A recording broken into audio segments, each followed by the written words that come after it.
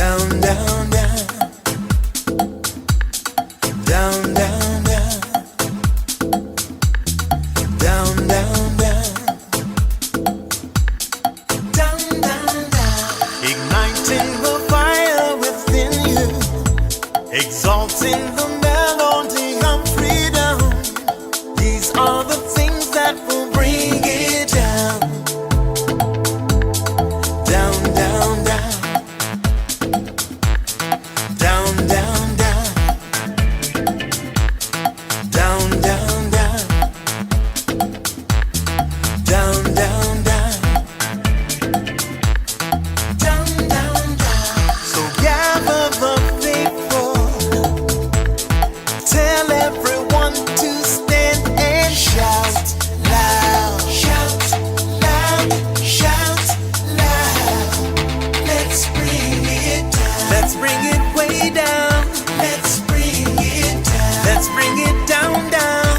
Let's bring it down. Let's bring it way down. Let's bring it down. Let's bring it down, down. Down, down, down. Let me tell you, it's in the air. Joy is in the air. Love is in the air. Can you feel it? What it feel like? Freedom. What it feel like? Don't sleep on it, brother. You might get left, sister. Can you feel it? What it feel like? Freedom. What it feel like? Justice. No need to be counted, cause I am down. Down, down, down. Down, down, down. Down for the end of racism, for the end of bigotry, cause I am down. For the end of misogyny, that's right. For all the isms out there, just down, down, down. Let's bring it down. Rise up, people. No more foolishness, and let's bring it way down. Riding the river of change into the cries of contrition. This is the way that we bring it down. Down, down, down. Down, down, down. Down, down, down. Down, down, down. Down, down, down. We are the children of Eden, dancing and celebrating freedom. We are the ones that must bring it down. Down, down, down. Down, down, down. Down, down, down. Down, down, down. Down, down, down. So gather the faithful. Tell everyone to stand and shout loud. Shout loud. Shout loud. Let's bring it down. Let's bring it way down. Let's bring it down. Let's bring it down, down. Let's bring it down. Let's bring it way down. Let's bring it down. We've got to bring it down. Down. Stand up and shout. Stand up and shout. Rise together. Accountability starts now. The Eric Dawson Radio Show. Yeah. Rise up. Stand up, shout it loud. If you are not prepared to come to that table and to represent that voice, don't come. Because we don't need any more brown faces that don't want to be a brown voice. We don't need black faces that don't want to be a black voice. We don't need Muslims that don't want to be a Muslim voice. We don't need queers that don't want to be a queer voice. And if you're worried about being marginalized and stereotyped, please don't even show up. Doesn't that make you chuckle, man? Don't even show up. And she says it with black woman attitude. I'm telling you. Don't even show up. She put the emphasis on even. See, I know some black women who just wouldn't be that eloquent. They just simply say, "Set your, set your A down." Hey, listen. So everybody knows what today is. Is Yep, Deidre yep. Viney Day. Whoop whoop. And Hey, Good morning. Good morning. good morning. Can you guys hear my fan in the background? I got a fan going in the studio. I hope it's not distracting to anybody, but it's hot as all get out. So just announce that you're going to mute yourself. no. Well, then how would I announce it if I muted myself? Do it like you do me. Eric, please mute yourself. That's right. Teach sign language early. Well, welcome, Deidre. How are you? I am doing well. How are you guys? Doing all right. Hanging in there. I'm low energy today, so I was telling Vincent unless he pushes a button and gets me fired up. I'm operating at probably, I'd say 65-70% today. You do know that pushing that button to fire you up takes very little effort. Oh, it does. All you gotta do is talk about Cory Booker, Donald Payne. I know. Yay! Phil Like Murphy. saying Niagara Falls to the Yeah, train. Phil Murphy. Just slave whisperers, Negro whisperers, slave catchers. It's just any of those things, and then I'm ready to go. Anyway, so what's on the agenda today, Deidre? So today I actually wanted to kind of dig back into your resume. Mine? Kind of a two-part series. So today I want to talk about some do's and don'ts to your resume. Wait a minute. Are you saying yours as in mine, or yours the proverbial? No. Do's and don'ts of anyone's resume. Oh, okay. I got nervous. I'm like, okay, I didn't shave. I got my hat on backwards. No. We talked a lot about interviewing, but I think I want to dig back a little bit to look at, have folks look at their resume. I wanted to have Diana Williams on here, but her and I, we did a wonderful webinar a couple weeks ago. We're going to do it again in 2 weeks. And so this will kind of pitch in everyone for her webinar, the webinar we're going to do together. And I'll share those details soon, but it's going to be in 2 weeks, 2 Wednesdays from today. And so today I just want to kind of talk about like your resume, kind of dusting it off, looking at it, what things I think should be on there, what things shouldn't be on there. And then one of the things that I think you and I talked a little bit about, Eric, and you were kind of puzzled that you weren't sure, but you didn't know this, was the applicant tracking system and how your resume is being read by applicant tracking system. So next week, I want to dig into specifically on how to make your resume be able to be seen better with the applicant tracking system. So that's kind of what I want to talk about today. We can talk about, I just want to start with sort of looking at your resume and making sure that you're putting the most relevant work experience in there, so that I know folks, for some reason, I've been seeing resumes in incorrect order. They'll put their most recent job all the way at the end, and then they'll put something they did 5 years ago at the top. So it needs to go in chronological order from most recent to I don't like resumes longer than say 5 or 7 years, in my opinion, because I really want to, unless you obviously worked at one company for 10, 15 years, and obviously that's going to be on there. Right. But you don't need to dig into the last 20 years you've done something. You really want to try to focus on the last, let's say, 10 years. And so you want that resume to speak towards what you've done most recent. And we keep digging back into those keywords, and when you're looking at jobs, you're looking at what different things and skills is it they're looking for. What you don't want to do is you don't want to try to steal the same words that are in the job descriptions or in the job things, but you can make some synonyms of those. You can make some similar words and similar things for your bullets, so that it's clear that instead of saying how I learn rapidly, the position might say, need someone that learns rapidly. Maybe there's another way you can say that in a way that still conveys the same exact thing in your resume. So we're going to start at the top. Okay, so the very, very, very top.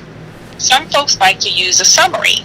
I actually do like summaries. I don't like the objectives. The summary of your skills and your experience, I love seeing those at the very beginning, because you can really kind of highlight a little bit in a 2 or 3 sentences max about what your resume is going to talk about. And then you're going to go into your accomplishments as well as some of these key words. I think a couple weeks ago, Vincent, we talked about customizing your resume. So when you have a resume, you're going to have one that's kind of going to be that like template resume, and that so you can kind of pick apart that one resume and do it for different companies. But in this one particular resume, you can point out things that really specifically relate to that one job. Helps your resume become a lot more stronger. Does that make sense? Yes, because when I first started job searching, we did one general resume because you had to type it. Now, with the ease of computers, you can go back and update or highlight and, I guess, put your best foot forward for the position tailored to the company that you're applying for. So, yes. Deirdre, I want to ask. So I get that you don't want to lift verbatim the words in the job description, but you do, like you said, you want to find synonyms, right, if you can. But you do, I think, want to use that job description as a guideline to make sure that as you're putting your resume together, it addresses the things that are in a job description. Like, how many resumes do you get? Right, so you got a job description, and so you say you're looking for somebody who's an independent worker, right? You're looking for somebody who understands, I don't know, forklift driving. And you want somebody who pays attention to details, detail-oriented, right? And nowhere in the resume do they talk about forklift driving. Nowhere in the resume do they talk about being detail-oriented. And nowhere in the resume do they talk about, either by giving example or more explicitly, talk about instances where they have worked independently. Right, so the very things that are being asked for in the job description, as a prospective employer, you don't see those things in the resume. Yeah, no, you want to try to convey that you have that skill. So yes, you want to say it. You want to try to hide it.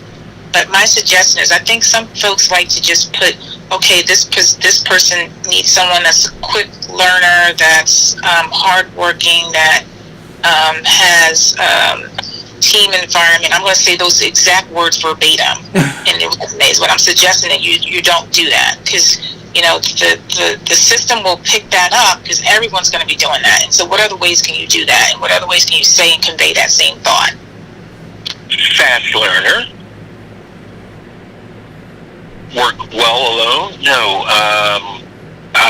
Can work as can be a team player and handle individual projects.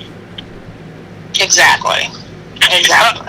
One point that you mentioned that I love, because when I was doing resumes, one thing I hated was that elephant in the room called objectives. I think everybody has the same objective: seeking employment. Exactly. And so you think about a summary.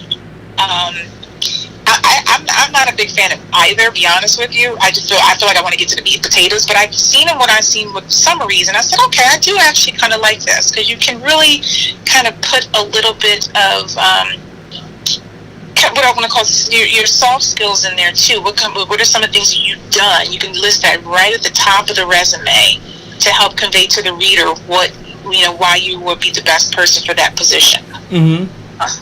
And so I've seen it done. You don't want to.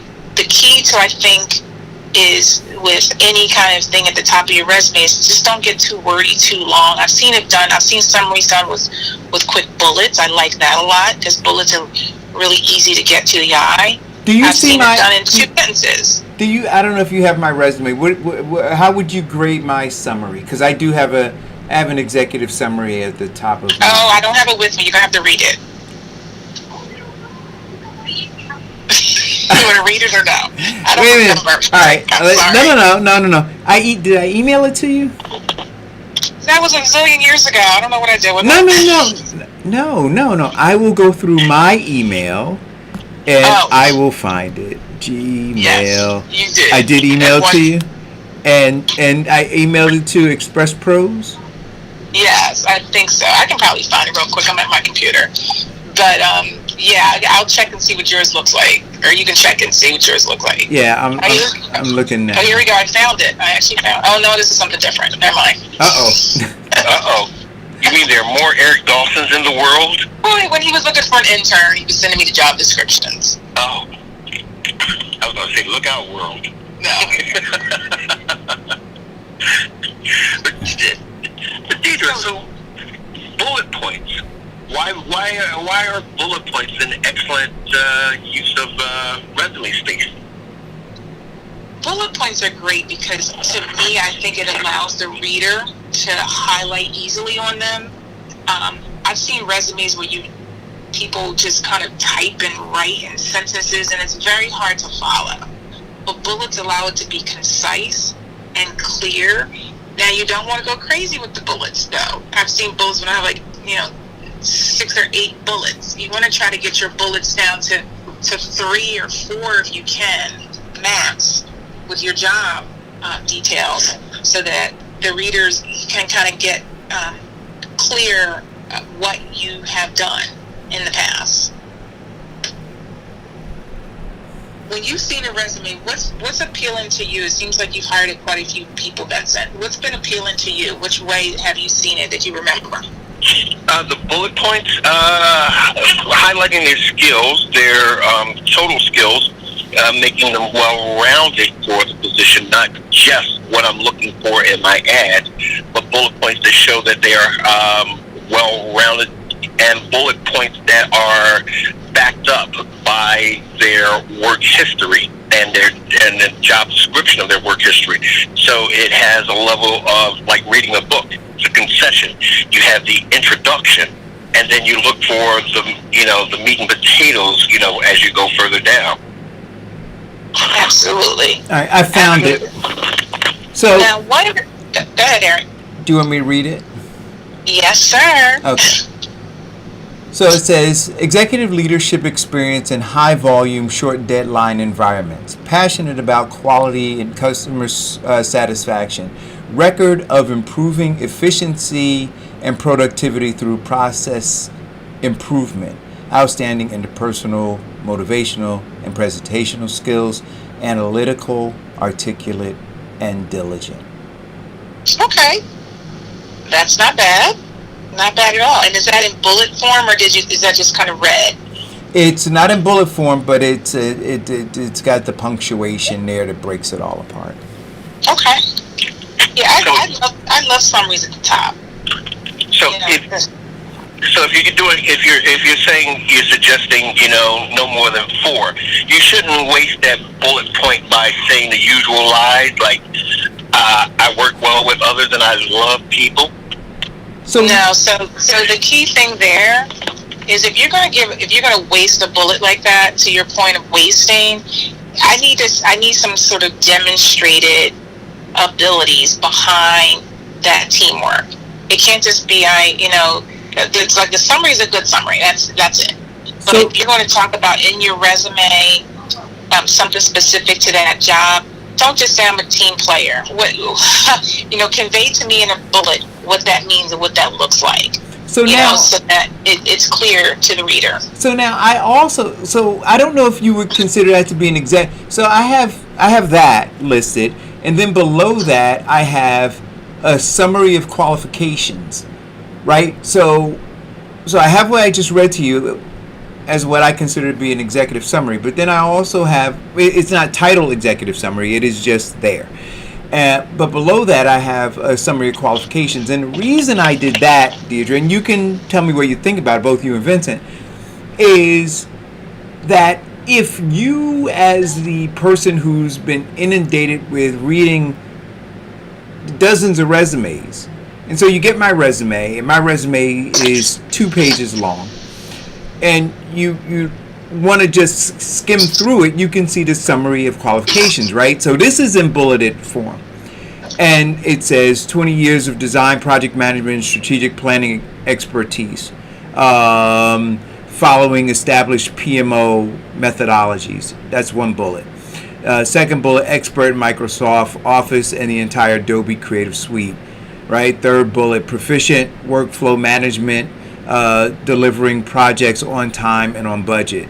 Goal-oriented and performance-driven, exceptional, analytical, and strategic thinker. Skillful at managing multiple assignments and priorities in highly demanding business environments. Expert at identifying problems, making decisions, creating solutions, and taking action.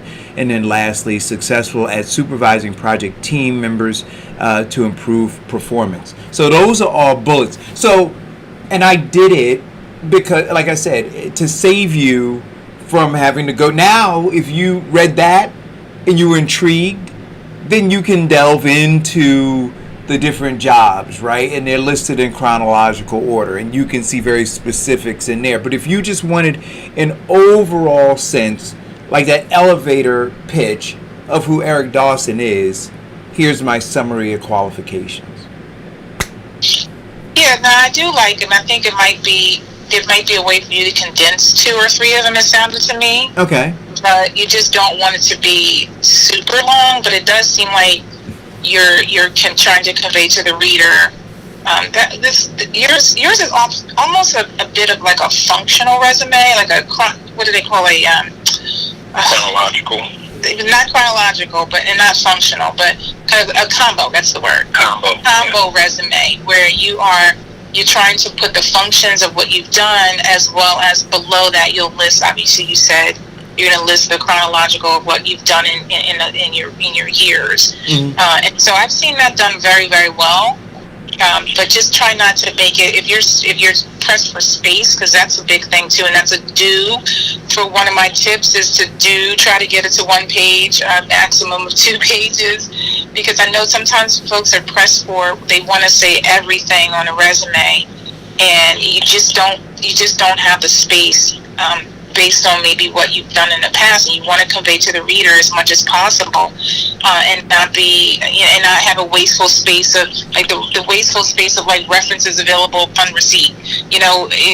Get that out of there, because we're going to ask you for your references. If you need space, you're pressed for space. There's a couple of things you can probably get rid of and maybe condense. So be direct. Correct. Yeah.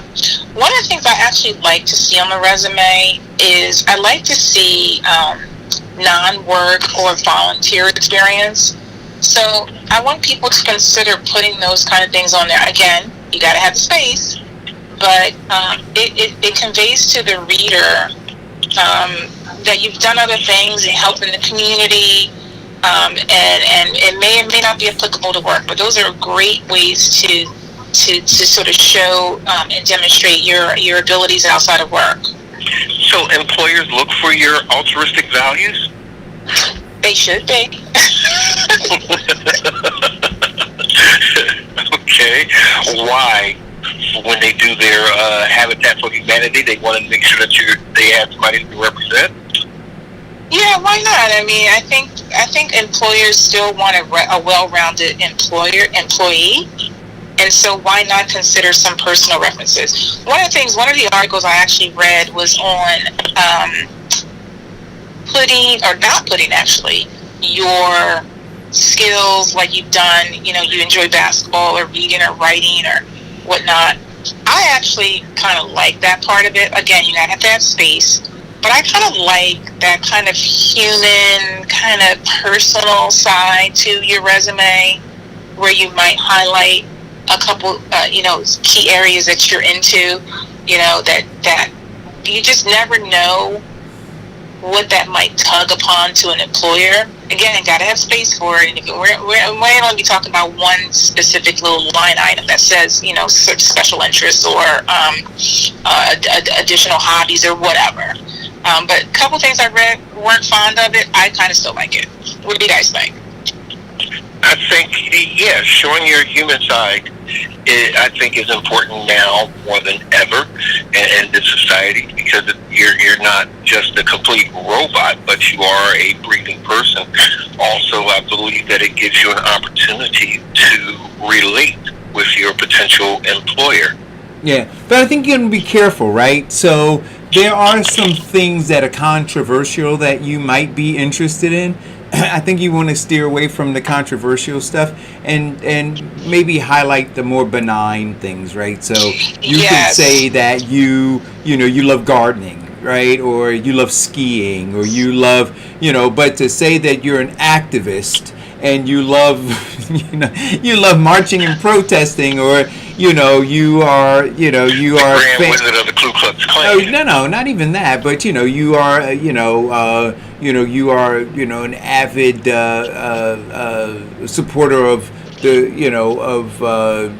of the green, of Go Green, or things like that, right? Because your prospective employer may be on the opposite side of that particular thing, and you don't know, right? So you want to kind of stay with things that are more benign, right? That are, that are not controversial.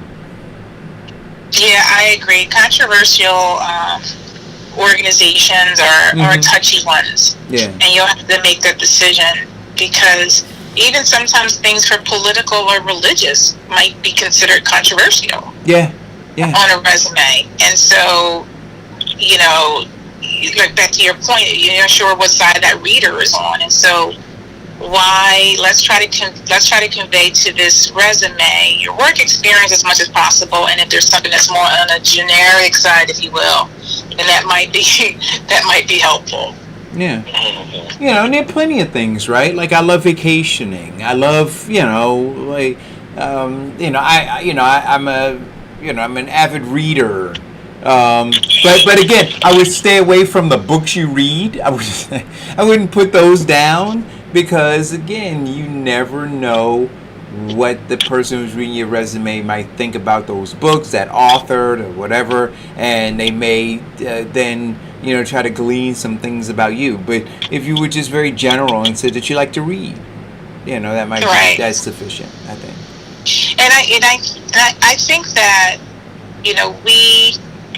when we look at resumes, you think that people aren't going to discriminate against you on your resume, but they will. Let's just put it out there.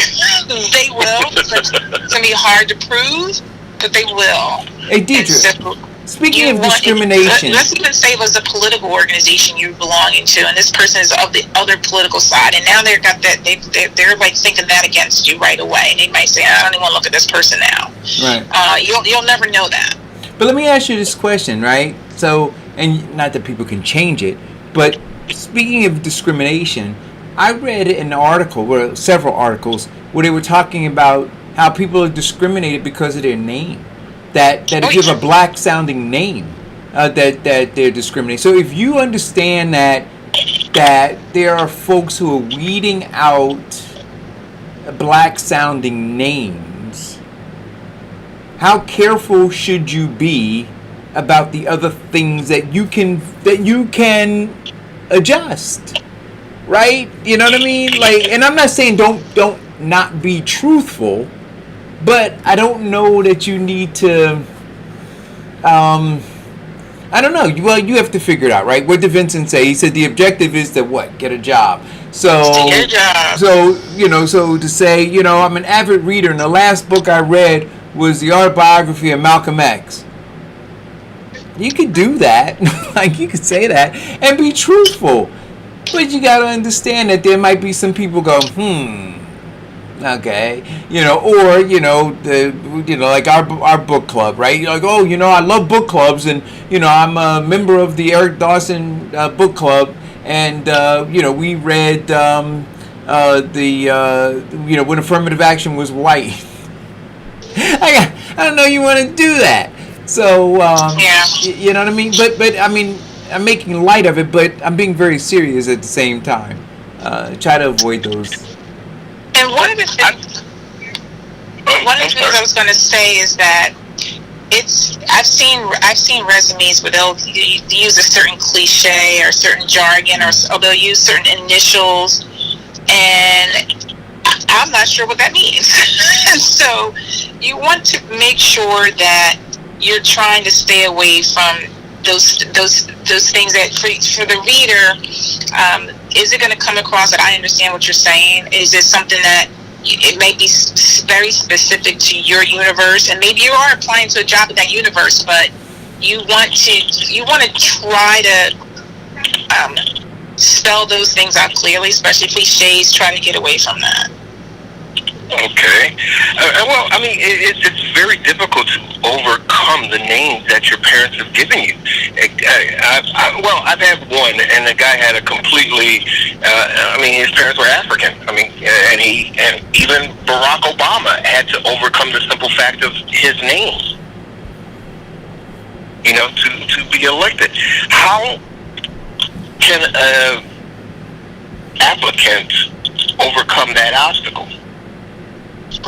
I think you have to be true to yourself. Your name is your name. And I don't have a perfect answer for that, because I think that you have to be truthful. And you can't hide who you are in your name. I've seen people use initials, sometimes first initial, last name. I've seen first name, even for the last name. But at the end of the day, I don't know how you get around that. Yeah, especially if your name is Adolf Hitler.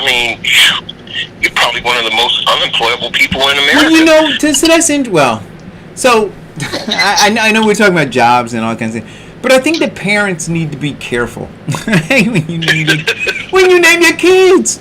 You do. I had a neighbor. He was a black guy, but his name was Adolf.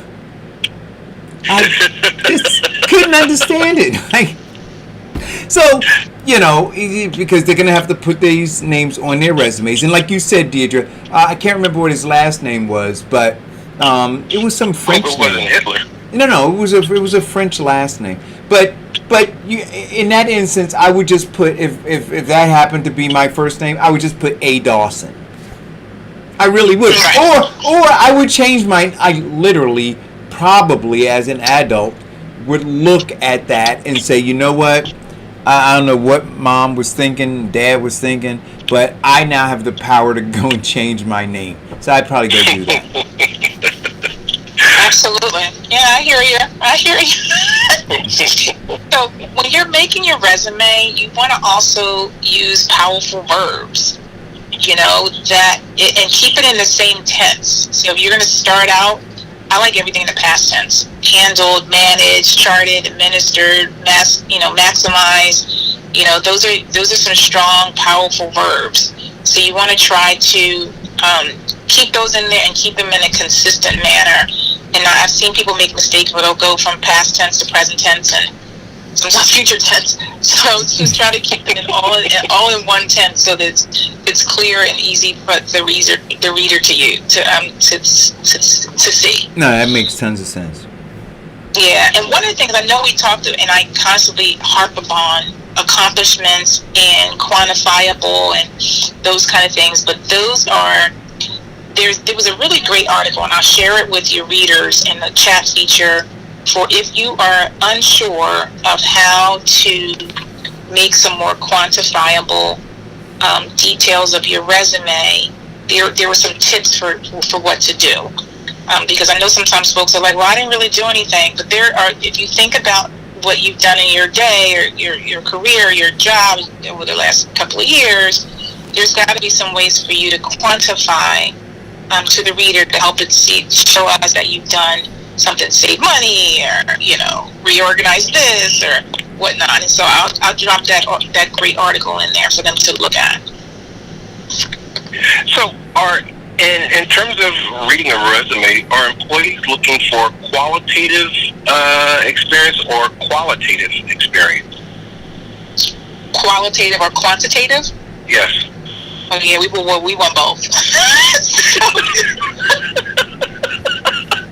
I'm sorry. which I guess is challenging giving them both is the amount of space on the resume. Yeah. Sometimes, yeah.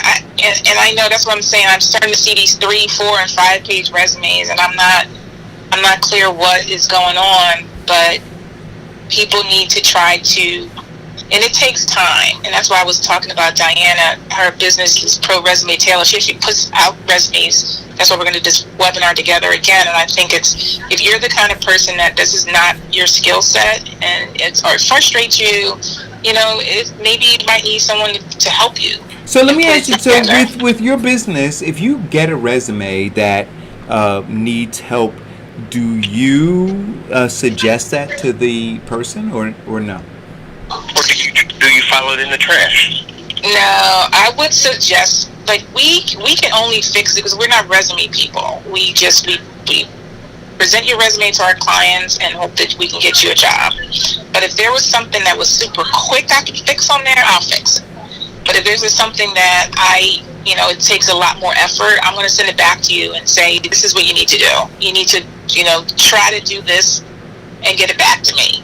And sometimes people are frustrated. That's why I like that there's a service out there where someone doesn't, is not able to do it themselves or just needs some help, I should say. Maybe they have a grid line, a template, but it needs to be, updated. Sure. Speaking of which, you need a template, because that's right. I talked about that. You need something super easy so that you can pick and choose back and forth. Right. And what do you think about those resumes that have like the ornate designs around them? Do you know what I'm talking about? So I do. Yeah, I don't love them. I'm hesitant to talk about what I'm talking about next week, but the applicant tracking system doesn't care. Okay. Okay. It wants the info out there. It wants, what's your skill set? What have you done? What accomplishments have you met for a company that is looking for, if you're looking for talent like you? If you wanted to look all pretty, back in the day we used to have special paper and all that stuff. None of that matters. It's the content. The content has to be there. Okay. So let's see, and let's recap because we're moving pretty quickly. Skip objectives. Focus on summaries, bullet points. Be concise. Give them quantity of your work experience, but also show them the quality of your production. Yep. And if you are frustrated, it is better to, because we talked about after you do something, let someone else look at it, someone who is objective, to proofread it for you. But also, it may be better to hire a professional. Right. And one of the things, too, is, and you forgot the powerful verb. You're a good summary. I like that, Vincent. So you want to use some powerful verbs. I take good notes. Yes. And also, don't go overboard with your effects. To your point, I think, Eric, when you're saying how, I think what you're talking about is kind of borders. I've seen all kinds of crazy resumes with special effects, is what I call it. But if you want to try to not go crazy with your bold, your italicized, your all caps, you want to try to use those sparingly. So it's not like overpowering the reader. I actually do like bold at the beginning of a title. Let's say the title of your the company, and maybe your title when you were there. Maybe one's bold. Maybe the title of the company is bold, and maybe your job title is italicized. That's a nice thing, but don't go crazy wanting to italicize everything within your bullets, because then it gets a little much. I'm down for my I like more simple, easy to read, and easy to dissect if you have what I need for the job, instead of sort of a lot of the extra stuff. I had one resume that instead of bolding, a lot of bolding and italicizing, he upgraded the font on that particular issue by a half a point. Okay. So it stood out. What do you think about that? On a particular word, or say that again? He upgraded the font by 0.5%. So instead of it being 12, he did a 12.5 on that one particular word. I actually think that's I don't hate it. If it's not overpowering, I guess 12.5 is not so bad. That might be something I might just bold instead of make it bigger. But to each his own. That's a different way of kind of making something stand out a little bit more. Right, but or italicize it or highlight or underline it. But I think you do want to be careful from a typographic standpoint with the typeface or the font that you use, right? And avoid all caps. Avoid the fanciful calligraphy kind of writing, right? Those kinds of things. Keep it professional, right? Just a simple sans serif or serif typeface. And if you don't know what that is, sans serif means it doesn't have a serif, which is the little foot at the bottom of it, and serif means that it does have the little feet at the bottom of the typeface, but nothing too fanciful, right? I mean, it's distracting. But like you said, well, I don't know. In this age of, and you're going to talk about it next week, in the age of this system that is just looking for the data, does it matter? And then spell check. Oh my goodness. Oh. Nowadays there's no excuse to have a misspelling in your resume with software that does it for you. I mean, I know some of the software is not perfect for the grammar, but you can at least get the spelling down pat and have it spelled correctly. But they should pay attention to the grammar too, because sometimes. No, definitely. I'm just saying. I know sometimes I put things into the computer and it'll want me to change it. Right. And I'm still looking at it like, well, that's not exactly sounding great either. Right, because you can get the word. You definitely want it to. Both of them should be perfect. You can get the spelling right, but it's the wrong if word. If you rely on the computer to check your grammar, you might be misled, right? And it might not be correct. But you can have the word there, and it could either be there, THEIR, or THERE, right? Both are spelled correctly. One is inappropriately used more often than not. And so that's where the grammar part comes in. So even though you spell check it, so you say and their job was, so then you spell it THERE. Well, you spelled the word right, but you used the wrong word, right? So your grammar is wrong, and so spell checking won't help you there. THERE or THEYRE. That's right. Yeah. So, especially programs, spell check programs like Gramercy, they tend to alter the content of your words a lot too. Yeah, you have to be the grammar one is one that's why, back to your point, Benson, and getting someone to look it over, getting a few people to look it over to give you their honest opinion, hopefully might catch something like a grammar mistake. Okay, and professional resume services, what are their average rates? What does Diana charge? They're all over the place, so, just gotta kind of check them out.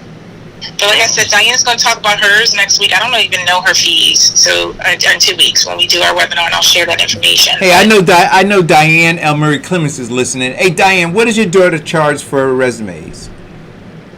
Because I think we had Diana on, and she gave her a price list or rate sheet. So and they're different services, right? So she'll kind of gloss over your resume and just kind of buff it up and polish it, or she'll just demo it and then build a new one for you. Most people and it's funny because Diana loves cover letters. I wasn't a big fan of them until I kind of chatted with her about it, because she writes cover letters for people, and that helps get quite a few things across that you may not be able to hit upon in your resume.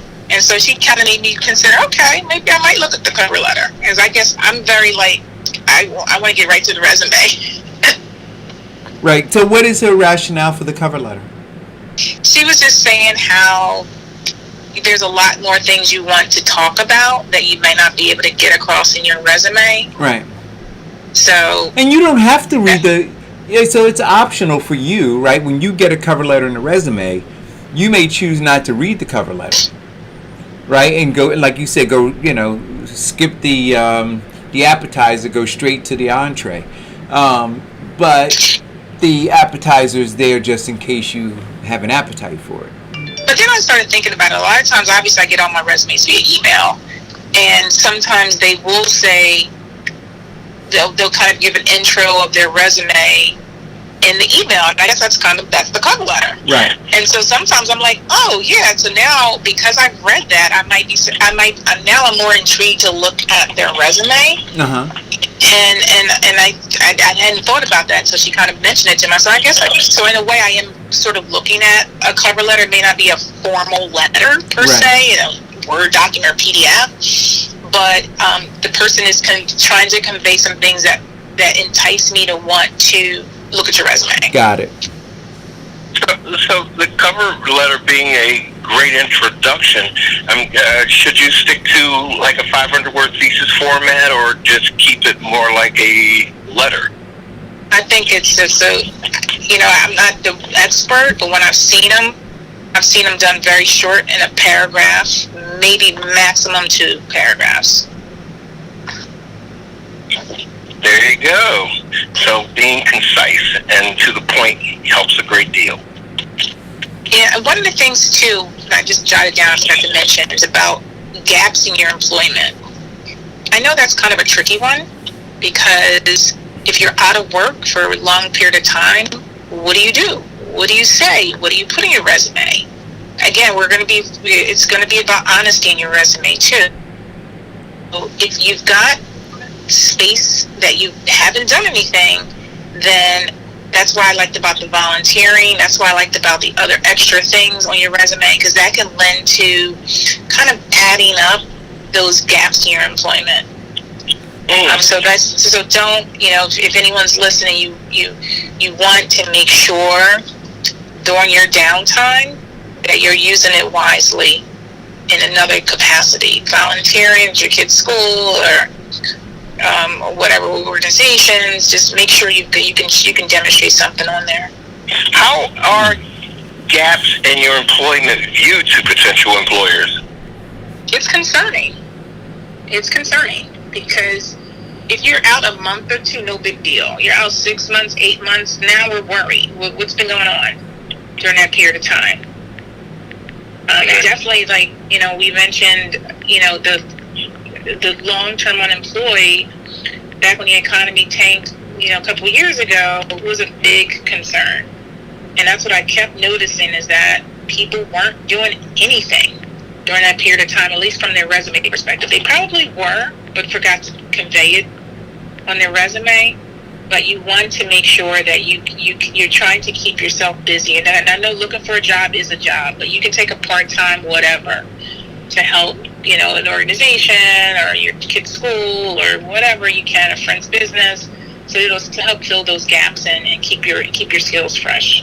So it's important to always do something that you can document rather than just, with your PlayStation. Yeah, because to us, idle time means your skills aren't being utilized, and therefore maybe now you're rusty and you don't know that Excel spreadsheet as well as you did, a year and a half ago. Right. And have you been using it, or is it just kind of on the shelf? And that's it. That's a concern. Yeah. We got Diane on the line. Diane. Good morning, Deidre. I wanted to tell you how appreciative I am that you're sharing all your information for free for people. I don't know if you received the text message that I sent last week. One of the listeners was listening when you were talking about how to prepare for a virtual interview. He had a virtual interview that week and got hired. And he sent me a Facebook message to let me know. So I just wanted to let you know that your information is greatly appreciated and people are really using their tools. Oh, that's wonderful. And I did see that. I apologize. I don't think I texted you back. That's great to hear. People See are that? listening. See that, Deidre, making an impact. And so for all y'all who aren't listening and still don't have a job, maybe you want to start listening. Just maybe. Yes, and for all of you who are listening and need a job, please contact Deidre. And as usual, you're going to post your contact information on the show, correct? I am. I'm gonna put it in Facebook right now, but it's expresspros.com /Jersey City. We have positions in Jersey City, obviously, Kearney, Bayonne, and Newark are the main towns. We have a couple smaller towns like Hoboken and Weehawken that we service, but those are the main towns that we service. We have quite a few job opportunities open right now. That's why I'll put the link on there. But I will tell you, I'm looking for an office manager. I'm looking for an executive assistant. I'm looking for a customer service rep. Those are three kind of main office positions we have open right now. Those are full-time positions. We also are looking for some forklift positions. We have quite a few forklift opportunities available in Newark. I'm looking for second and third shift positions in Bayonne. So if you have experience, that one I think is just general warehouse. I don't think it's forklift. Yeah, that's just general. So I've got quite a few things going on. I'm trying to keep everything up to date on our website. Jobs come and go really, really quickly. So folks can call us. Do an application online is actually the best way to suggest they do that, because we have an Express Jobs app. They can go there and download the app. You just go to Express JOBS, download the app, put your application in there, send it to Jersey City, you see all of our jobs, and we'll get you going. Excellent. So, one final thing, real quick. What should they not put on their resume? What should you not put on your resume? You don't want to put confidential information on your resume. That's kind of, I think, a given, but you'd be surprised. I've seen date of birth on resume. I don't need your date of birth. I actually, this might be controversial, but I actually don't really want your high school diploma on there. No, I don't want it on there. If you have a college degree, or you're in college, I might want to see that. But I think the assumption is that you have a high school, a degree. And so if you have a GED, I don't want to see that on there. Just leave that off. Maybe that's something. People actually download the physical copy of their diploma? No. I'm just saying they'll just list it. High school, whatever. No, the dates of employment the dates of high school, which is also a no, because then you start dating yourself. Even for college, I don't need the dates. Just if you have a bachelor's degree, put it on there. You don't need the dates. You want to try to convey to the reader your experience and not just have them sit there and try to figure out how old you are. Okay. Any other personal information or confidential information that they shouldn't have disclosed? Besides, who your baby daddy is and. No. Okay. Yeah, those are the big ones I've seen. Is dates of birth is a big one. Now, someone asked me my opinion of a picture on a resume. I'm not a fan of it. I've started to notice more recently, there's even digital resumes that are out there, which are super exciting, and I'm not super versed on those yet, so I have to get back to you guys on that. But the digital, the picture on the resume, I'm not a big fan of. How about the video resumes? Yeah, so that's what I'm saying. There's a whole movement for digital, especially if you're in that space, that I'm not the expert on that, and I got to do some more digging on that, because I haven't really seen them. I've heard about them. Okay. So, and how should they end a resume? So at the bottom of your resume, you might have some volunteer information in there. You might have additional skills that you have accomplished. That's it. I mean, you want to try to keep it to the meat and potatoes of your work. You know, it doesn't have to get super fancy. You can take off that references available, because we're going to ask you for your references. Anyway, you got space for something else. You know, if you have special software, like I know, Eric talked about a software that he used when he was reading his profile. If there's something special at the bottom, you can put that's there. Then that's how I would end it. Okay, great. Well, if I wasn't self-employed, I'd actually hire you to find me a position. So next week I'm going to come back. I'm hoping folks are going to tune in, and we're going to talk about the computer reading your resume and what things you need to make sure is on there to help your resume get to the red pile versus the discard pile. Yes. I can't wait for that future, one. We're gonna. Anytime in the future, you can give a brief seminar on how to keep a job once you get it. You know what? We do that too. Actually, that's not even. You know how you joke. keep a job? By doing your job. I do a thing on how to keep your job. Yep, we sure do. You keep your job by doing your job. I got some relatives. I'm sending them a link to that show. That might be another one too, but I've done that before. Yeah, absolutely. Yeah. Sounds great. Well, Giovanni, thank you so much again for all that you do by coming on and sharing information. We see by Diane's comment that it has changed somebody's life, and so my hope is that more people will pay attention, and more people will be successful in their job hunt. Sounds great. Thanks for having me, guys. You're and welcome. ladies, we lost Diane. I think she was answering your question about her. I think she's still here. No, I'm just letting the experts speak. All right. All right, talk to you later. Take care. All right. All right, guys. We got an hour to go, and your boy is on like 30%. What are we talking about? What's going on? Oh, can I say something before we get going? So, see, this is going to push my energy level up slightly for a minute. Two things. I left the bakery this morning. I went to Krispy Kreme because I had a hankering for Krispy Kreme donuts, and I was disappointed. Like it didn't live up to it. And I am a Krispy Kreme guy, but I don't know what it is. It just didn't hit the spot. And then their coffee was horrible. Like, I'm sorry, Krispy Kreme. But on the ride there, New Jersey drivers suck. They suck. There's a, like,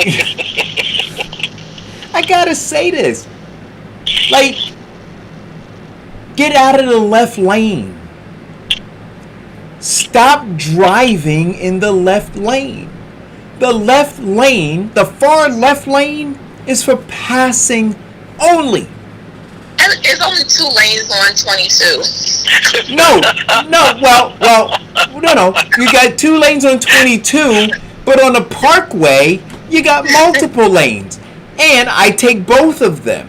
So on my way back from Krispy Kreme, on my way to Krispy Kreme from the bakery, there was a lady who was in the left lane, white knuckling it, going like 30 miles an hour, holding up traffic on 22. And she wouldn't budge out of the left lane. People were blowing their horns, and she was just hell-bent on driving in the left lane. Get out of the left lane. That is why you have the majority of traffic jams, because people are trying to get around those people who are just driving in the left lane. It is a passing lane. So if you're not going faster than the car in the right lane, move. That's my first piece of advice. Second one. Yeah, see, that's right. Second one. Stay out of the lane when Grandma Emma's driving. No. Okay, No. It's not just Grandma Emma's. If you look, you'll see signs that say, stay to the right unless passing. There's signs that are... Parkway to 22. Say what? Where are they on the Parkway or 22? I've never seen those signs before on those two highways. No, they're on the Parkway for sure. They're not on 22, but it is the law. It is the law. It's the law. Now, here's the other thing. Passing. The law also says you're supposed to be driving at, the speed limit on Route 22 is only 45. You do know that, right? It's not. Yeah, she was going 30. Well, she was within. No.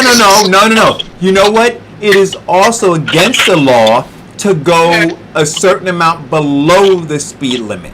So just because the speed limit is 55 or 45 doesn't mean you can go 10 miles an hour. You can get a ticket for that. Here's the other thing. Here's the other piece of information. On the Garden State Parkway heading north, what the hell with exit 145? What the hell? I mean, come on. So what happened was... No, Diane. Firstly, you got people... No. That's not what I'm talking about. I'm talking about the people who are in the... Diane. Diane.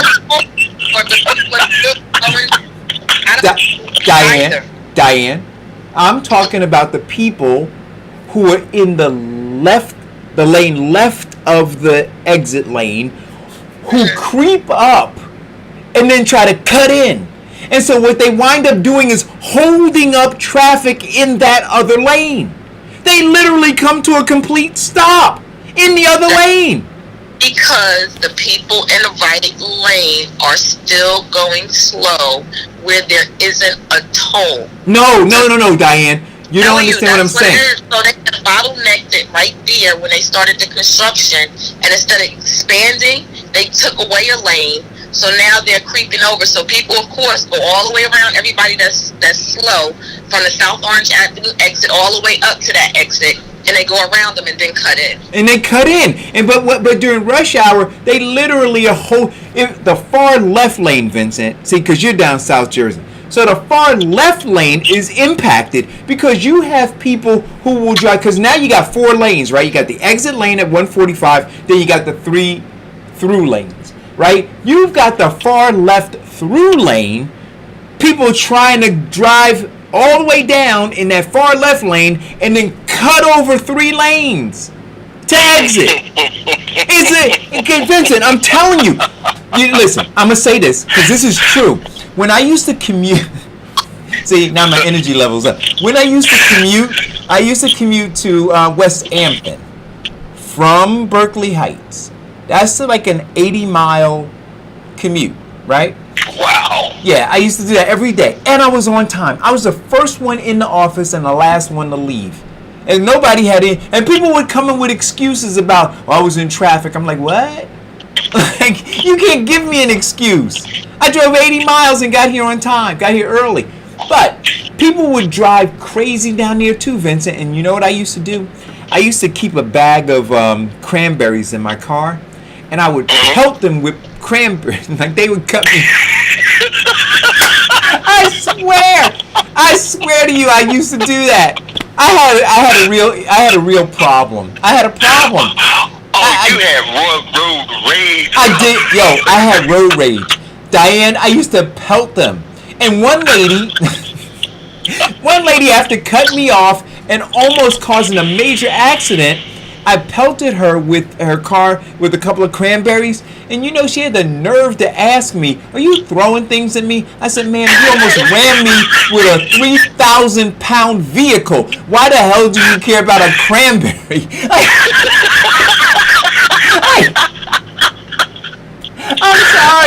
I'm sorry for ranting, but I was annoyed today.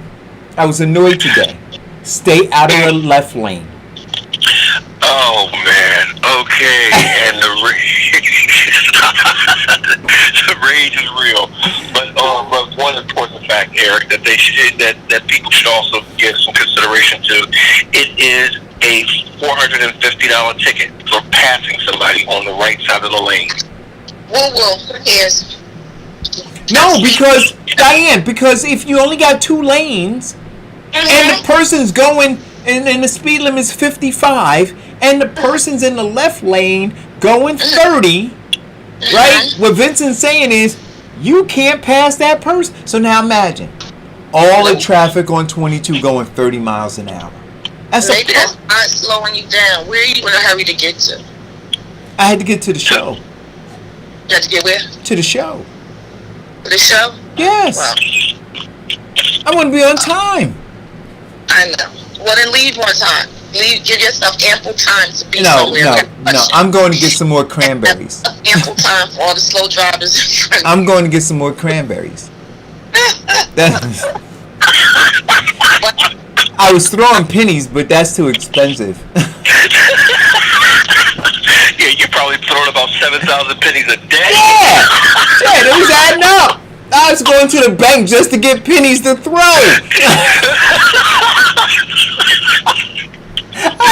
Oh, God. I'm sorry. Oh, gosh, people. I can't take it. Okay, thank you for that. That's all you do is stay off the road then. Yeah, I need to stay off the road, Diana. You're on her time. You're doing her drive time hours. This is her time that she comes out to drive. Y'all ain't supposed to be on the road right now. Y'all supposed to be in the office working. Y'all infringing on. No, Diane, this was 8 o'clock in the morning. What time? 8 o'clock. Well, that's what time the seniors go out. Between 8 This and 11. woman wasn't a senior. What was she? She was a white woman. She looked like she was probably in her mid-40s. Literally, she was white and she was driving a Jeep. A blue Jeep. When you License number. Huh? Finally got past it. Did you give it a finger? What did you do? I didn't do anything. No, I did. I didn't give her the finger, but I did give her the stare.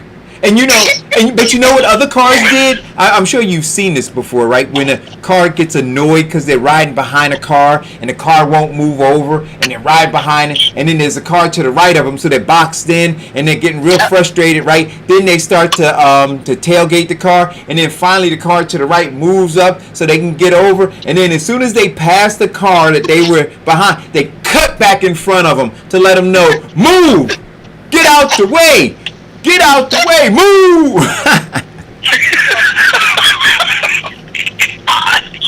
All of that now had Krispy Kreme's donuts and expectations along with the coffee, it would not have mattered. Yeah, see the Krispy Kreme, it was the pardon the pun, icing on top of the bad experience, right? Yeah. But on the other hand, it could have been somebody who used their PPP loan, that paycheck protection program, and bought a Lamborghini, because that's what one Florida man did. He used the millions of dollars that he received for coronavirus aid and bought himself a Lamborghini. Did he get custom plates that said Rona? Rona 19. What? So all those people who got those grants and hey Diane, you know the cool thing about buying a Lamborghini? No, you can hit the gas and socially distance everybody. Including the cops. That's absolutely right. And then when they finally get you, you say, listen, I was just trying to keep socially distant. That's it. Yeah. They were getting too close to me. But yeah, it's possible. I had the top down. I didn't want the Rona. Yeah. Anyway. Green Jersey City, they have a community refrigerator. Have you ever heard of that before? No. All right. You know what, Diane? Don't tell me it's a refrigerator where everybody puts their stuff. A Greenville refrigerator with free food is stolen a week after opening. The refrigerator. All right. You know what? Can I tell one more story? Just one more. So when I worked for this company in Saddlebrook, and we had a company refrigerator. We had like a pantry, right, with a coffee machine and everything, and a refrigerator, and people would put their lunch in there, right? And Diane, we had a food burglar, but the food burglar didn't take your food; they ate your food. So, and I'm not making this up. You'd have a bite missing out of your sandwich. Ew, that's nasty. Diane, do you understand what I'm saying to you? You'd have a bite. So you'd go to get your sandwich, and it'd be a bite. Just a bite. And then not just your sandwich, but they had a bite out of this one. So it's like a smorgasbord in the refrigerator for the food bandit. And Well, Dessert. well, no, I'll tell you what happened. I'll tell you what happened. Somebody put a laxative in their food, and we found out who the food bandit was. wow, that happened. I know it was a man. No, it was a woman. Really? Yeah, it was a woman. And That's yeah, but they. Apparently, Jersey City has done this. In Greenville section of Jersey City, did the free community refrigerator, and of course, the health department had already warned them that it was unsanitary to do it. Blah blah blah. And now this week, that was last week, they advised them. Now this week, the refrigerator has been gone, which is crazy. Now, New York residents have also organized the community refrigerator to feed hungry neighbors. So wait a minute, how does it work? Where is it stored? It's outside. So basically, this person in New York City, they taught a virtual donation-based cooking class and used the money to buy fresh bread and produce to donate. They would deliver the food. The idea to start up the fridge in their neighborhood was directly to help their neighbors. So basically, it is plugged in at someone's house with a long cord. Someone donated a refrigerator. And it just sits outside. They have it outside their favorite bodega, and it began to feed residents in East Harlem. Everything is free, and it's filled with everything you could think of, from drinks to fresh fruits. It's a freestanding refrigerator outdoors, allowing residents to walk up and grab what they need without having to stand in line next to strangers or enter a building full of people. It has produce, milk, eggs available to the community, and local pantries help fill it as well. So nobody monitors this. Do you remember the So, I'll tell you, so they give you a whole plan on how to organize one, build a team, start the conversation, discuss, connect the dots, and the fridge should be a location, deciding where the location is going to be, consider the electricity, the weather, accessibility around the location. They also tell you about how to look for fridges to donate, circuit breakers, extension cords, like that. So what about people who drink out of the milk container? What did they tell you about that? I want you to take the whole damn container with you. Don't take it and go. Take it and go. Who's monitoring it?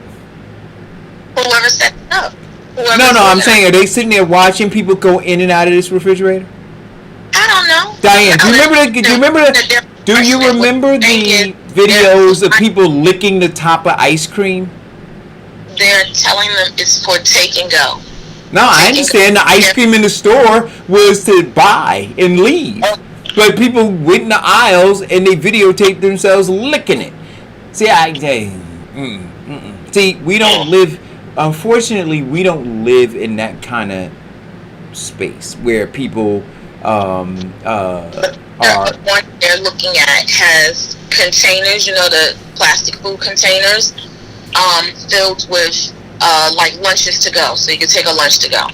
There's really nothing there to lick and leave. You're taking it to go. All right. I'm not doing that. I'm sorry. So, living on the street, it would be beneficial to them. What do you think about this? A friend of mine. Should I? Okay. So there's a restaurant, local restaurant, and I think that what they do is pretty cool. Their employees, it's owned by a black person. at the end of the night, they don't throw the food away. They allow the employees to take the food, right? Take all of the food, and it's a soul food restaurant, local to here, and like literally, they go home with fried turkey wings and mac and cheese and all kinds of whatever they got, whatever's on the menu, whatever's left, they don't throw away. They encourage them to take it home. Now, I think that's wonderful, right? Because given what a lot of these food service workers make, it's one less burden that they have in terms of eating. Also, this particular, I didn't get permission to give their name. I mean, I guess I could still do it, but I won't. But they also, if you're an employee there, on your day off, you can go there and eat for free.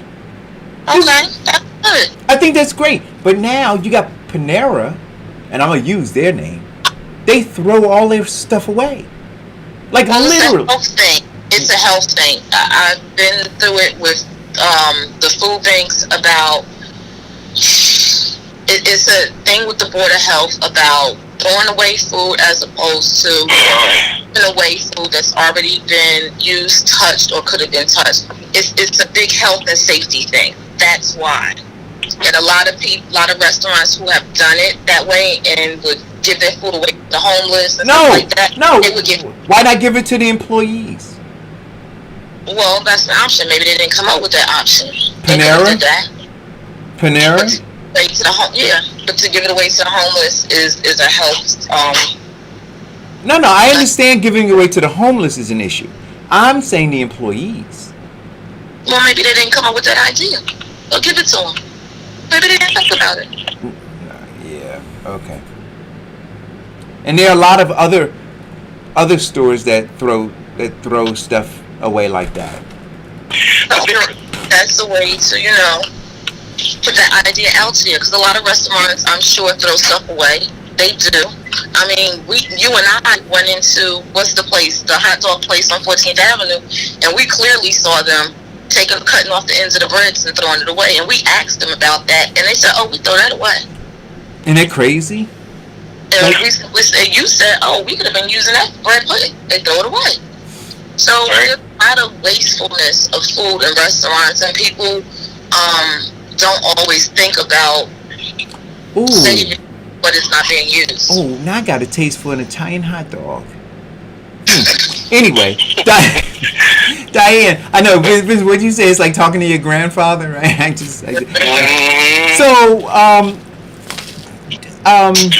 I posted yesterday from the farmer's market.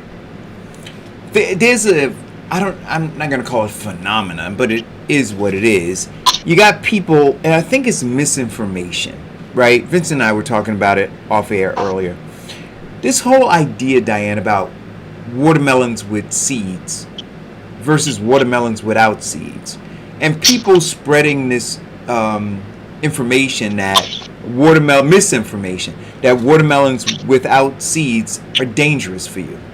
It's not true. It's not grown with a seed and it doesn't have seeds. Where does it come from? No. So I talked about that this morning, and in fact I posted it on my page. I did my 3:00 in the morning, good morning from the bakery. So bear with me while I find it, and I'm going to read it to you because we just have to share accurate information. So this is what it says. By contrast, seedless watermelons are grown from seeds, right? These seeds are produced by crossing diploid and tetraploid lines of watermelons. So those are two kinds of watermelons, right? It says, with the resulting seeds producing sterile triploid plants. Fruit developed is triggered by pollination, so these plants must be grown alongside diploid strains to provide pollen. So they originate from a seed, right? And because of the way that, as I'm understanding it, right, it says that it's grown from these two different kinds of watermelons, with the resulting seeds producing sterile AAA plants. So the plant is sterile now. So the only way that it can produce, right? So you got to have them within close proximity to one another so that it can pollinate, because it no longer has a seed, but it's pollinating. So what is the danger? Where's the danger, Will Robinson? Stop giving false information, people. What you're saying is not genetically modified? Well, it's genetically engineered because of the genes of the two produces a sterile fruit, but it's not genetically modified by them making a new seed in the laboratory and then planting it. Right. The fruit is still producing for fruit. It's just doing it differently now. Right? It's doing it now because it's sterile, so there's no seed. It's pollinating. So it has to be in close proximity to pollinate the other one. Right. I've never known anything to be sterile to be good, but okay. Well, let's look at the sterilization that we do called birth control. Like I said, I haven't heard any sterilization that could be good. But here's what but here's the thing that I want. So I'm not saying that they have not engineered, right? The watermelon. But you can look at the variety of roses that we now have. They were genetically engineered. Right. True. Right? Look at the tomatoes. The tomatoes. We look at all of these things. They were genetically engineered. Now, it doesn't mean that they're harmful. And it right? doesn't mean it's safe either. No. So here's what I'm asking. Tell me what's unsafe about it. Tell me who's gotten sick and who's died from it. Right? And so when that data doesn't exist, then we have to stop saying it. Really? Right? Yeah, we do. Yeah. Yes, we're not talking about cancer because we don't know how that became, or how to get rid of that either. Yes, but there's a difference between cancer, which is deadly, and genetically engineered fruit, or fruit placed where they're not producing more seeds. There's a huge difference in that. Because let me finish. Because we haven't had a huge death rate. Cancer starts with the inability to know where it came from. So if you don't know how it started, but you constantly say from what you eat, you cannot say that it doesn't have a correlation between the two.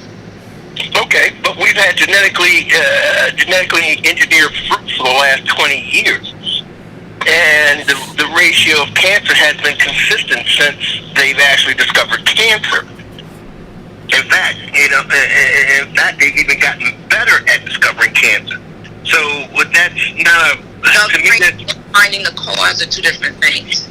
Yes. They don't know what the cause is, but they do say it comes back from what you eat. Yes. A lot of it does come from what you eat, but we've been having cancer before we've had genetically engineered fruit. So it kind of makes it moot. But one of the big things that I'm seeing, the big push for people saying, okay, Seedless is not good for you, is because a lot of people are selling now seeded watermelon. So now the best way to get your sale to increase on your particular product is to put a rumor about the other product. Well, causing the thing. Always been. Yeah, I just, so I was there and I bought the seeded watermelon, but I also have a seedless watermelon, and same thing with grapes, right? Seedless grapes, seeded grapes. Folks say, "Oh, I won't eat any fruit without a seed in it," because they believe that it grows. Well, I want to know how they believe it grows. I don't even think they know. See, so this is part of the challenge for me. You don't even know how it grows. All you know is it doesn't have a seed and somebody told you that it's dangerous. And I'm saying, what research did you do? Who do you trust? How do you get your information? Well, God gave you free will, so you have the will to either do or don't. It's up to you. It's not up to you to believe everything everybody else says. It's up to you to test it. Test everything. That's how you decide. That's your free will. Do you eat seedless grapes, Diane? I eat seedless and seeded grapes.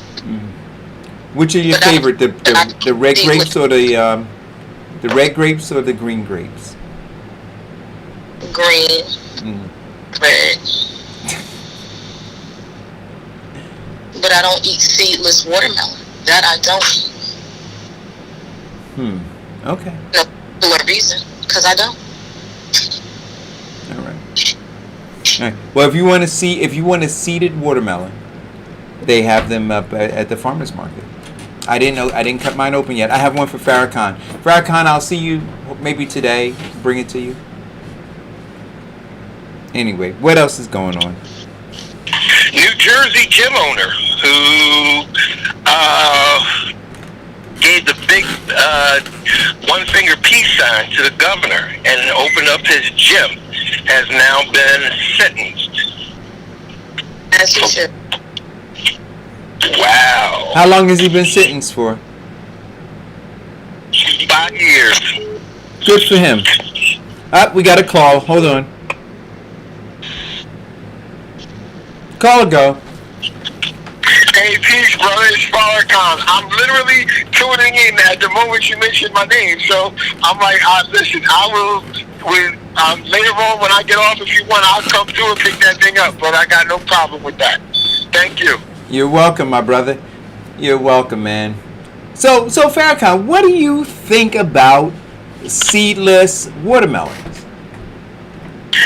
I just believe that, I don't know. I haven't done any scientific research to see which is healthier or less healthier. I just don't go with nature, man. Right? I'm going with the way things were designed. So if I can get a seeded watermelon, that's what I would prefer. Right? Like, why mess with it? Like, God made it a certain way. Right? He gave it a perfection. I don't love watermelons because of seedless watermelons. I love watermelons because of the ones I grew up on. The ones I grew up on had seeds we had to spit at each other as stupid little kids and stuff like that. So guess what? That's what I'm going with. But do you know that we have? I mean, I don't have a list of them, but I'm gonna have it for tomorrow's show. That a lot of the vegetables and fruits that we now eat weren't originally here.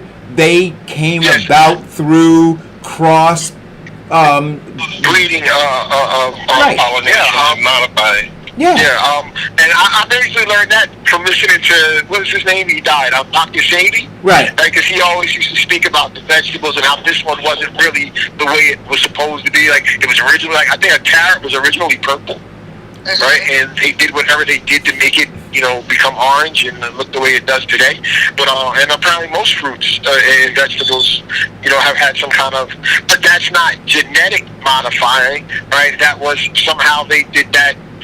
I don't, because they did it before we had genetic processing. So, however they did it, there's a difference.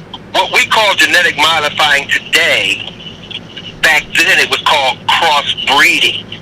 Right. Yeah. Well, let's look at a few other things that have been crossbreeded. Animals. My favorite dog, Rottweiler, is a crossbreed of a Doberman Pinscher and a Labrador.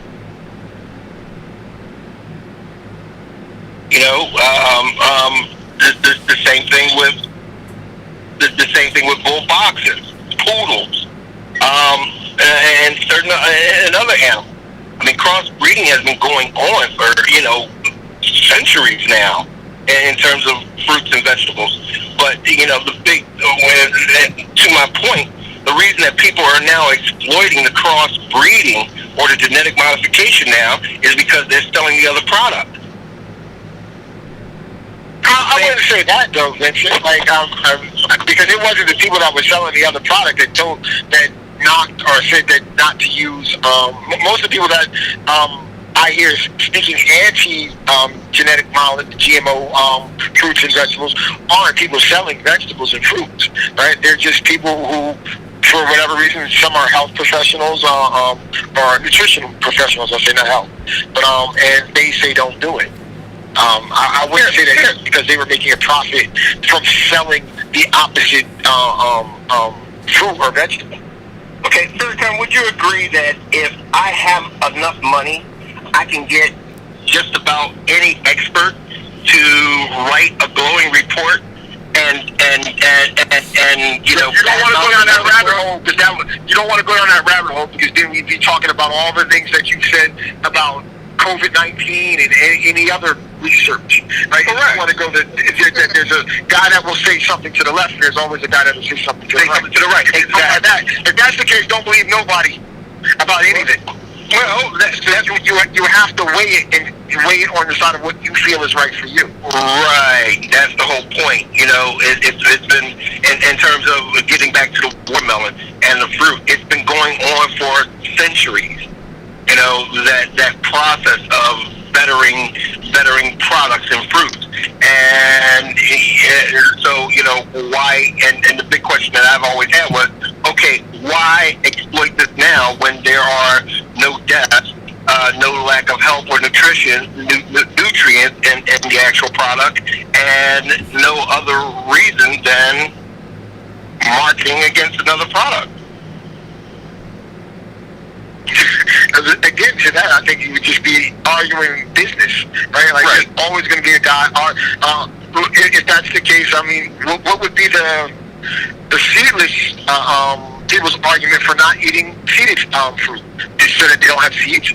Like seeds don't kill you, right? There's no major thing, right? So what would be their argument?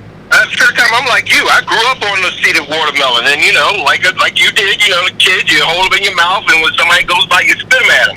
And you laugh about it. But I remember when you was little and they said if you kept swallowing the watermelon seeds, they'd start growing inside your stomach. Yeah, I remember that. That was part of growing up. Do you remember the other one that if you ate the rind, you would get sick? Do you remember that? Like you couldn't eat the rind? You don't remember that part? What, to eat the rind? Like eating too much, to eat the rind. Yeah. My grandmother used to yell at me, don't you eat that rind. And it's like, oh man, and that's sick, actually. It did make you sick, actually. It certainly made me sick. I don't know, but I didn't eat it. Yeah, but it made you sick. But has anybody ever had watermelon wine? No, you ferment it? No, I never heard of that one. Oh yeah, you got to be like way down south to get that. You know, they don't even have stop signs down south. They just signs just say road. Yeah, we're down south. Let's see. Last time I had it, I was in right near St. Stephen, South Carolina. I knew you was gonna say South Carolina, because I ain't gonna front. They do some things different in those little funny islands. They got like outside of South Carolina. They do some. They South Carolina. My father's family's from there, so I can say they do some things different. I never had that, but they definitely in South Carolina. They do it a little different. Yeah, I don't know. They definitely do. Yeah. But speaking of New Jersey COVID cases have increased. Yeah, and also what they found out is that 96 of the confirmed cases are young. How young? From the ages of 18 to 10. Wow. So now this begins to dispel the idea that that young people can't contract the virus. Right. This is all part of that original misinformation, like you guys were saying the other day. You know, because it's a novel disease that they didn't know anything about, so they threw everything out. Now, I'm not going to say. I think it's hard to say that it's. I don't think that younger people are as susceptible to get it or to die from it. What is happening is, as there are so many people and the interactions aren't changing. If you stay in a cesspool long enough, you're going to get dirty, and that's what's happening, right? If children stay around it long enough, you're going to get cases from children, right, or younger people, and that's what's happening. And unfortunately, we don't have a government that just says everybody got to stay in the house. We'll figure out how to get y'all food to you and all the things we need for 2 months so that we can die this out. Right? That's what we need. We need leadership that says that, because that's the only way we're going to get through this. I agree. Leadership is going to agree to that because they're not willing to step out there and be wrong by telling everybody to stay in place for 2 months. Because in order to stay in place, like you said, for 2 months, a whole lot of other things that come with it would have to stop. They would they would not be able to receive tax money. They wouldn't be able to work on the economy unless you could physically work from home like now. They won't do it. There's too many things in the dynamics of to make it work for the reason why they don't want to do it. And then on the flip side, you have to think about, is this what they really want? Are they looking to stop it or slow it down, or are they looking to profit off of what's happening? Always profit. That's easy. This is what America's built on, right? This is the animal, this is what it does. It looks to, profit off of other people's pain. And so there's profiteering going on right now, for sure. I mean, there was an article in Asbury Park that they talked about. I got a question though. Lifeguards tested positive. So if the lifeguards are tested positive, the people on the beach are interacting with the lifeguards. At what point do you think it's going to stop spreading? It's not. I saw somebody post on Facebook, I think it was yesterday, maybe early today. She claimed to be a doctor, a black woman, and I saw that. You saw that. Mm-hmm. So here's my question about, and I don't know what her credentials are, right? I don't know who she is. I don't know what her credentials are. I didn't do any research. But let's assume she is all that she says she is. Let's assume that the 300 plus patients that came crawling into her facility, she cured them all, right? So I say that's great. I say bring those 350 people, right? Not just you. Bring those 350 people with you. I think it would make a much stronger statement, right? Like if I'm standing there and there are 349 other people who say, yeah, here are medical records and we had COVID-19 and here's how we were treated by this doctor and here we are. None of us got sick. None of us did anything. I think that would be more powerful. It always seems, though, that when you have these outliers, they're by themselves. Their patients, the hundreds of patients. I don't know about that one, though.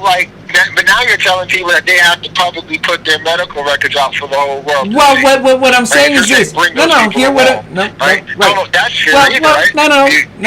No. So what I'm saying to you is this. Nobody has to do anything, right? I am saying, though, for me, if I had contracted COVID-19 and I went to that doctor and that doctor cured me with hydrochloroquine, right? That's what she said, right? Some hydrochloroquine and whatever. And then there were 349 other people. I gotta imagine, Farrakhan, that in this melee, right, of death and confusion and fear, that somebody would come forward and say, hey, the hydrochloroquine worked for me. But I'm going, not one of those 350 people? Not one? Not one? Well, that's not true, though, right? I mean, there have been people that have said that they've taken that treatment and No. We heard that. No. I mean, I want to debate it. So the doctor was up there. So a group of doctors dressed in white coats quickly went viral. Dr. Stella Emanuel, a Houston general practitioner in the United States, stood with other doctors on the steps of Capitol Hill in Washington stating that she successfully treated 350 people with coronavirus using hydrochloroquine. Chloroquine. Mm-hmm. The deliverance minister said she went to medical school in Nigeria where she treated malaria patients with the drug, which Donald Trump claimed to prevent COVID-19. And I'll post the article inside the feed. She goes on to say that she did not need to be a double-blind study because it was unethical. All doctors that are waiting for data, if 6 months down the line you actually find out that this data shows that this medication works, how about your patients might have died by then? In May, she said there was no scientific basis that the average American should be concerned about COVID-19. And she does the blog and blah, blah, blah, blah, blah. And that's to that. But yeah. Well, that's another part of the misinformation that we've been running into. The big push right now and word that people have been saying on the street is that they're not worried about the COVID-19 because it only affects 1%. And in reality, its death ratio is 1%. So what people have to do is, and in fact, in terms of the same medicine that they have, Trump had sent to Brazil and told them that this stops COVID-19, and they brought tons of it from the U.S. And look at the ratio and rate of infection that's going on in Brazil now. I mean, if that rate of infection has nothing to do with it. Right, like you can't compare the rate of infection to the treatment. Right, they're two different things. Right, it's not a vaccination. Right, so it's not going to stop the rate of infection. Okay, and look at the rate of death. Now, if you want to talk about the rate of deaths, again, you're talking about there's a whole host of issues, right, when it pertaining to it. Right, of why people are getting sick and the treatments that they're getting, the method, when they get the treatment, plus doing it and how. All I'm saying is, I just know for me personally, what I see when I hear this whole discussion is dollar signs for corporate America, dollar signs for right, and everybody's making they're presenting it in a manner that makes them money or that doesn't make their competition money. I don't have the answers. Again, that's why I always say, just protect yourself. Right? People have to get to the common sense fact of protecting yourself because we don't know. And we don't know who to rely on or trust. Well, that's what I asked in the beginning of the show. Like, who do we trust? Who do we trust? Who do we trust? I definitely trust Fauci. Hold up. I got to say something about that. Why do you definitely trust Fauci? What has Fauci done in his 40-year AIDS career that you would say, I trust Fauci? What results has he produced? Years and still hasn't been able to fix it. Now, I want to ask you one question before you give me your answer. I'm going to put this in like an everyday life situation. If you were a 40-year-old man and had your first child, and your father had done anything worth a damn for you during your entire life, would you bring your first child over to your father's house who had 40 years of failure? Because that's what you're saying about Fauci. We put Fauci let him answer. Well, he hadn't done nothing with the first one. Okay, let me answer it in the order in which you've given to me. And wait a minute, Vincent, before you answer it, I want you to know we had another caller, so you'll answer it and then we'll take the caller. Go ahead, Vincent. Okay, and it's 40 years. He has served.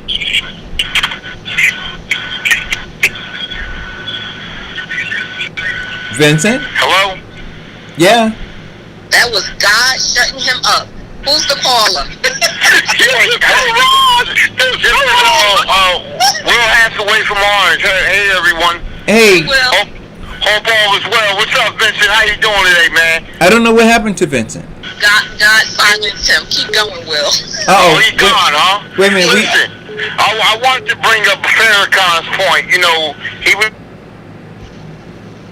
actually, going on. Well, people are not wearing masks. And did you hear about the party down in I believe one of the South Jersey towns that had 700 people be there, a mansion party. Yes. That's why these people are not listening to Governor Murphy. Exactly. You put a law in place, a mass law in place, and they're not even listening. They're like, it's like nothing. 700 people. It took 5 hours to break the party up. Wow. As well, people are not following government because they don't trust government, because when they ask them to do the minimal things in their communities, improve our schools, help us with our property taxes, when they don't do that, they don't have faith that they can do anything else, or that they trust what they say to be the truth. It's very hard for people to follow people they don't trust and they don't see any integrity. Exactly. That's the point that you brought up, Diane, and I thank you for that. But the bottom line is that we've been through this pandemic since March, even before March. Right. Okay.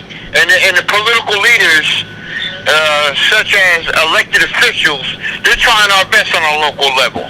You know what I mean? Providing food. People still out of work. And also down in Washington, the mass destruction of our local leadership is going on in reference to people's, I guess the $600 extra money is going to be getting cut. Yeah. I guess the federal stimulus bill or something. Yeah, 1.2 trillion. Let's stop doing a stimulus plan. It's welfare. They're giving them a welfare check.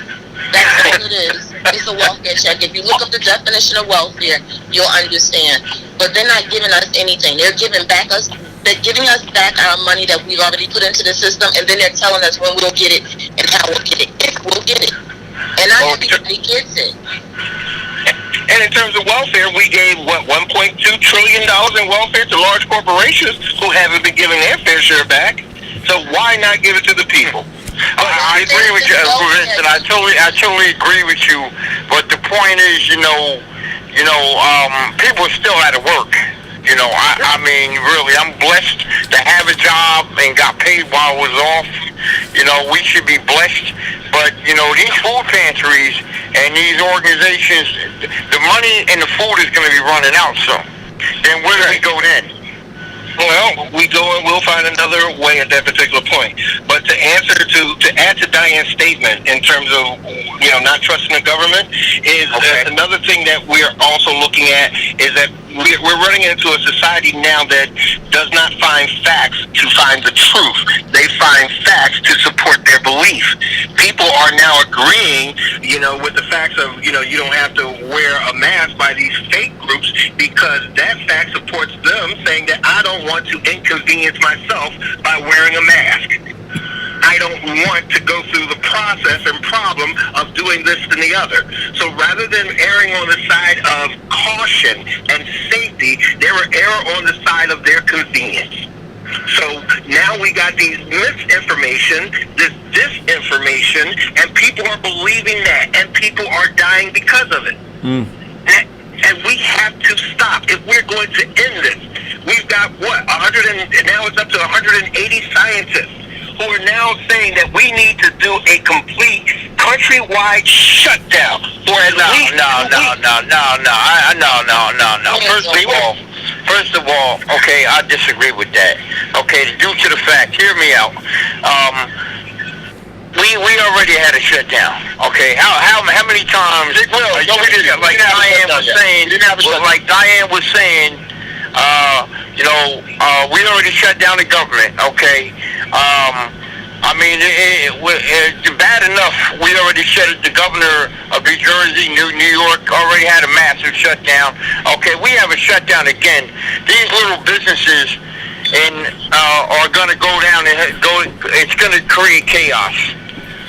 I mean, people have to be more responsible. They know the situation. You know what I mean? Everybody knows what's going on. What you're saying is exactly what Fauci. It's called deaf, blind, and stupid. And that's what they are. And what you're saying is exactly proves Fauci's point. We needed to do this. People opened up too soon, and now we've got flare-ups. Not in New Jersey and New York. It Connecticut per se, but the other countries that did not shut down or open up too soon. I'll tell you what you do then, okay? You have Murphy, you have Cuomo, you have the guy from Connecticut. Go to the airports and tell them we're not going to receive any more passengers for those cities and see what happens. Shut the economy down one more time, and you'll have major chaos. Well, we've got major chaos right now, and a lot of people die. I agree with that, But I'm saying is though you're saying a national shutdown. I mean, we already had a shutdown. We had a slowdown, or maybe listen, we had a slowdown, maybe, or a pause. We never had a shutdown. Right? This country has never properly shut down. It has not done what it's needed to do to get through this, and it's still not. And we're not talking about it now. We can debate all day of what is needed, but we all agree on one thing. If you go outside your house, you are putting yourself and people at risk. So that has to stop. And the only way for it to stop is, like Vincent said, we need a complete shutdown. Come out of the house and go to jail. It'll never happen. And we'll never get past this. You'll be talking about wearing a mask next summer. Well, I promise you. I totally, I love you guys. I would love to keep saying when you was talking to me about Farrakhan, when we talked about going to get a cup of coffee. Okay, now I wear my mask. All right, and you want me to stay home and drink Folgers? I'm drinking tea now. That's right. I'm drinking tea now. I don't care if you drink water, bro. I promise you, it's better to stay at home. Unfortunately, the small businesses are hurting. You know what I mean? Well, no. So, Will, if the idea, and I believe in Newark, by the way, our local mayors have done a tremendous job of trying to keeping the community safe. You know what I mean? But the community's not listening. You know what I mean? You're not listening. The COVID parties, the teenagers are getting sick.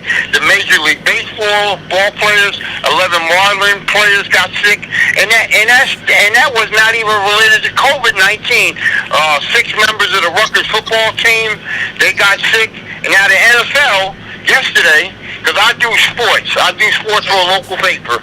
Okay, and I do cover sports. The National Football League has told their membership, listen, if you go to these parties and clubs, you will not get paid.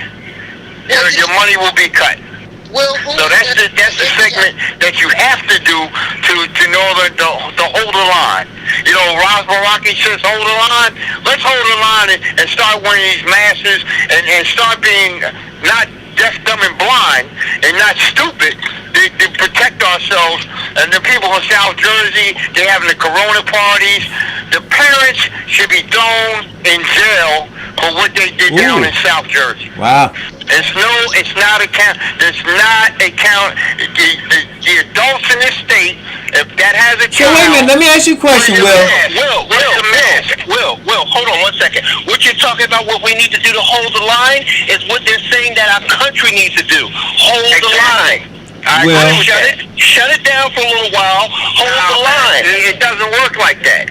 I mean, you have senior citizens that live by themselves. You're putting fear into their eyes, man. But I'm just gonna leave it like this, and I'll call back tomorrow.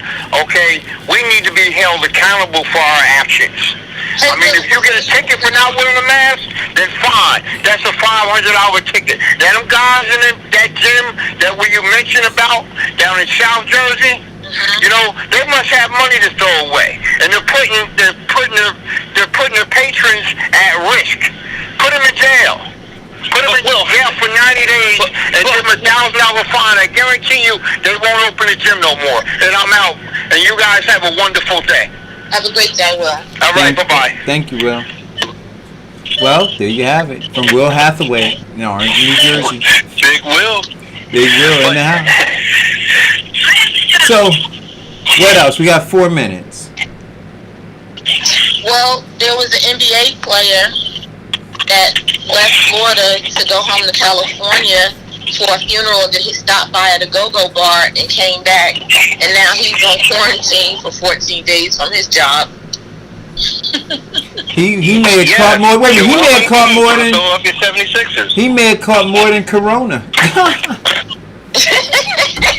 He done caught some nasty pants. Yeah, that's why he in quarantine. It ain't got nothing to do with the coronavirus. Oh, wait a minute. But then he came back and said, when they showed the pictures, he said, oh, no, that was before the virus. And then they said, well, how did you get that NBA basketball mask? That didn't have the face mask. That happened during the virus. I mean, how dumb can you actually be? Wow. Well, hey, listen. People gonna do what they're gonna do because this is America. You can do what you want to do, right? So there will be no national shutdown. Politicians politicians don't lead from the front; they lead from behind, and so their main job is to keep their job as politicians. So they're not gonna take risk. And so if they realize that the majority of people want to act a fool and that they want to go and risk their lives and other people's lives, then the politicians are going to figure out a way to rationalize that because they don't want to rub those people the wrong way and be out of a job next election cycle. So that's the country we live in. We don't have leaders. It's a sad state of our country when leaders are not leading. Yeah. It's a sad state in our country when people are not coming together to do what's fundamentally right for the good of our country, but want to do what they feel is right for them right now. Yeah. So listen, we're like a minute away. I got toothpicks holding my eyelids open. Great day. No, my brother called me last night in the he said, "Listen, man, I'm really impressed that you do all this baking and then you go and do your show." I said, "Listen, man, I do. I feel like we have to, right? There's so many issues to unpack, and this time." And Diane, like you said, we had Deidre on, and who knows who's listening, right? But there was somebody who listened, and they got a job. And I look at this like the butterfly effect, right? So the butterfly flaps its wings, and it moves molecules, and you don't know. They say that could have caused the tsunami all the way across the other side of the world. We don't know. When the Eric Dawson show flaps its wings, right, for 2 hours, we have no idea who's being moved and in what way. And occasionally we find out. And so it was a beautiful thing to find out that somebody was listening that day, that we had Deidre on, and they got the information and they were able to land a job. And we don't know what that may wind up leading to, right? But we're happy to be able to have done it. So that's why I show up. But now I'm getting ready to go to my hammock and I'm going to collapse for a couple hours. And then I'm back in the kitchen. Back in the kitchen. And listen, people want cobbler. Got to give it to them. And I got to give them knowledge too. So Vincent, close us out. On behalf of Eric Dawson and Diane Murray, the queen of streaming media, I'm Vincent Squire. We want you all to stay safe, wash your hands, wear your mask. And if God's will, we'll be here again tomorrow where we can help at least one person to be a better person, find a job, employment, and gain a better quality of life. God bless everyone. Bye-bye. Have a great day.